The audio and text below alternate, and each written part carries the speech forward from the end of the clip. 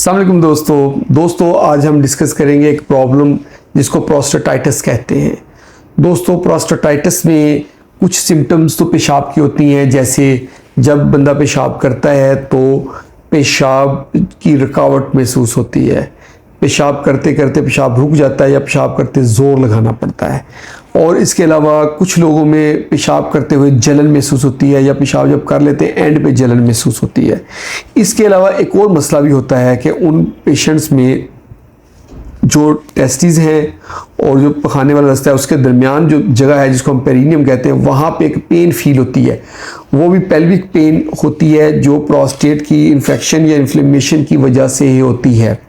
तो ये सारी कंडीशंस हैं। इसमें हमने फर्स्ट ऑफ ऑल पेशेंट का जो है करवाना होता है अल्ट्रासाउंड पे प्रोस्टेट का साइज यूजुअली बड़ा हुआ होता है, तो हम बड़े हुए साइज़ की वजह से पेशेंट का करवा लेते हैं उसका PSA test. PSA usually infection में थोड़ा सा बड़ा होता है, जैसे 30-40 तक आ जाता है।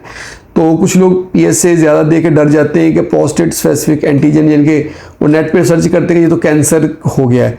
यूजुअली ये कैंसर नहीं होता, जस्ट इन्फेक्शन या इन्फ्लेमेशन होती है। तो आगे याद रखने वाली बात यह है इसके इलाज में कि हमने इन पेशेंट को एंटीबायोटिक लॉन्ग टर्म देना होता है। यूजुअली 28 डेज़ के लिए हम इनको एंटीबायोटिक्स देते हैं। बहुत सारे लोग परेशान होते हैं कि एंटीबायोटिक तो 4-5 दिन के लिए, हफ्ते के लिए देते हैं, तो इतना लंबा क्यों चल रहा है। लेकिन इन पेशेंट्स में ज़रूरत होती है कि हम एंटीबायोटिक लंबा दें, यानी कम से कम 28 दिन के लिए हम एंटीबायोटिक देते हैं। साथ एंटी इन्फ्लेमेटरी मेडिसिन जो है जैसे पैरास्टामोल वगैरह देते हैं। और इसके अलावा जो स्वेलिंग को कम करने वाली मेडिसिन होती हैं, एंटी इन्फ्लेमेटरी इफेक्ट डालती हैं, वो मेडिसिन भी हम पेशेंट को साथ साथ देते हैं ताकि उसकी सोजिश कम हो जाए।